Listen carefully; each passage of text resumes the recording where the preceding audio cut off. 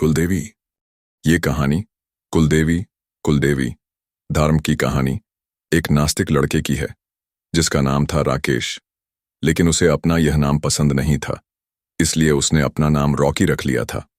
वह अपने गांव से दूर एक शहर में एक डांसिंग क्लब में काम करता था और हमेशा रंग भरी जिंदगी जीने में मसरूफ रहता था। सुबह से शाम तक उसका जीवन नाच गाना और शराब में ही व्यतीत होता था।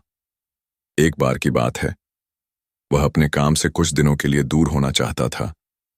दरअसल वह शोर शराबे वाली जिंदगी से बोर होने लगा था और वह अपने जीवन में कुछ बदलाव ढूंढ रहा था। लेकिन उसके गांव के अलावा और कोई दूसरा स्थान नहीं था जहां वह जा सके। तभी रॉकी अपने दादाजी के बने गांव के घर में जाना तय करता है और कुछ दिन वहीं रहने का विचार बनाता है।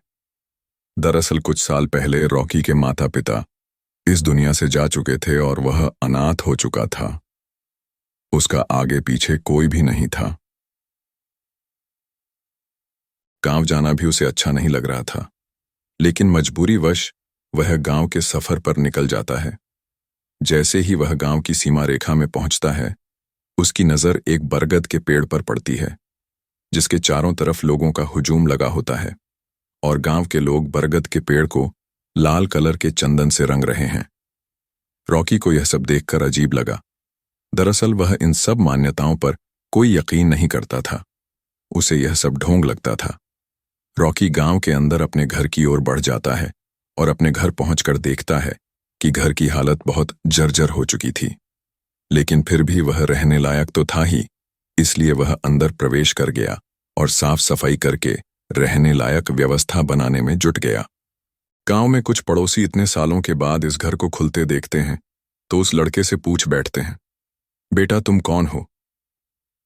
तब वह अपना परिचय देता है और कहता है, यह मेरे दादाजी का घर था। तभी वह अपने दादाजी का नाम बताता है। गांव के बुजुर्ग लोग उसे पहचान लेते हैं और कहते हैं, बेटा कोई आवश्यकता हो तो हमें बताना और जब तक तुम्हें रहना है आराम से रहो। रॉकी भी मुस्कुराते हुए जवाब देता है, जी जरूर। लेकिन रॉकी का ध्यान अभी भी उस बरगद पर अटका होता है। तभी रॉकी एक बुजुर्ग व्यक्ति के पास जाकर बरगद के पेड़ से जुड़ी हुई बातों को पूछता है तो बुजुर्ग व्यक्ति बताते हैं कि वहां हमारी कुलदेवी है जिसकी पूजा हम हर महीने करते हैं और उन्हीं की वजह से इस गांव में खुशहाली बनी रहती है। बुजुर्ग व्यक्ति की बात सुनकर रॉकी जोर जोर से हंसने लगता है और कहता है, आज के जमाने में भी आप लोग कितनी पिछड़ी हुई बातें कर रहे हो। आज कंप्यूटर का जमाना आ चुका है, लेकिन आप लोगों को वही पुरानी रीति रिवाजों से फुर्सत नहीं है। रॉकी की ऐसी अपमानजनक बातें सुनकर बुजुर्ग को गुस्सा आ जाता है और वह रॉकी को बुरा भला कहता है। रॉकी भी बुजुर्ग की बात से नाराज होकर वहां से चला जाता है और कसम खाता है, जब तक इस गांव की इन सब रीति रिवाजों की पोल न खोल दूं तब तक यहां से नहीं जाऊंगा। अगले ही दिन शाम के वक्त गांव वाले अपनी अपनी फसलों की पूजा करने के लिए खेतों में जा रहे होते हैं और रॉकी भी उनके पीछे पीछे खेत तक पहुंच जाता है और छुपकर देखता रहता है। काफी देर तक इंतजार करने के बाद गांव के लोग पूजा करके वापस चले जाते हैं। लेकिन रॉकी के दिमाग में विरोध का ज्वालामुखी फूट पड़ा था और वह अपनी बात को सच साबित करने के लिए कुछ भी करने को तैयार था।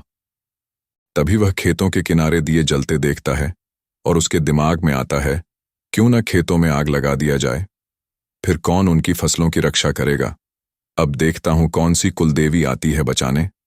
वह गांव वालों के खेतों में आग लगा देता है और देखते ही देखते आग बढ़ने लगती है और रॉकी गांव की तरफ तेजी से भागने लगता है ताकि उसे कोई देख ना सके। लेकिन जैसे ही वह अपने घर के पास पहुंचता है, वह देखता है उसका घर आग की लपटों से झुलस रहा है और गांव के लोग पानी से आग बुझाने में लगे हुए हैं। उसे कुछ समझ नहीं आता कि यह कैसे हुआ। तभी वह जाकर के वहां के लोगों से हड़बड़ाते हुए पूछता है, यह आग कैसे लगी?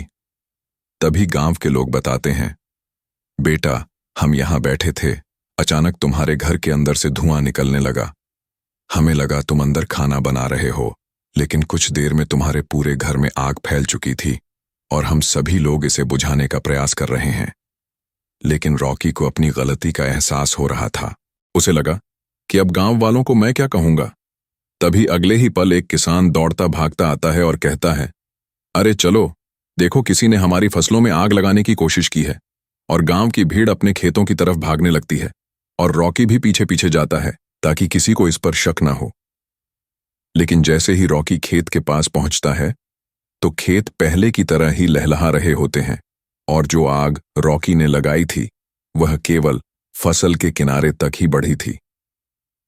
रॉकी समझ चुका था, जरूर यह कुलदेवी की महिमा है, और वह उसी बुजुर्ग के पैरों में गिर जाता है जिससे उसकी बहस हुई थी और सारी बात बता देता है। गांव वाले भी उसे उसकी नादानी के लिए क्षमा कर देते हैं। अगले ही दिन रॉकी कुलदेवी के उसी बरगद के वृक्ष के नीचे जाकर गांव की परंपरा के अनुसार पूजा करता है और हाथ जोड़कर कुलदेवी से अपने अच्छे भविष्य की कामना करता है, और इसी के साथ वह गांव को छोड़कर चला जाता है। लेकिन इस घटना ने एक नास्तिक व्यक्ति को आस्था से जोड़ दिया था, जो कि कुलदेवी का ही प्रताप था।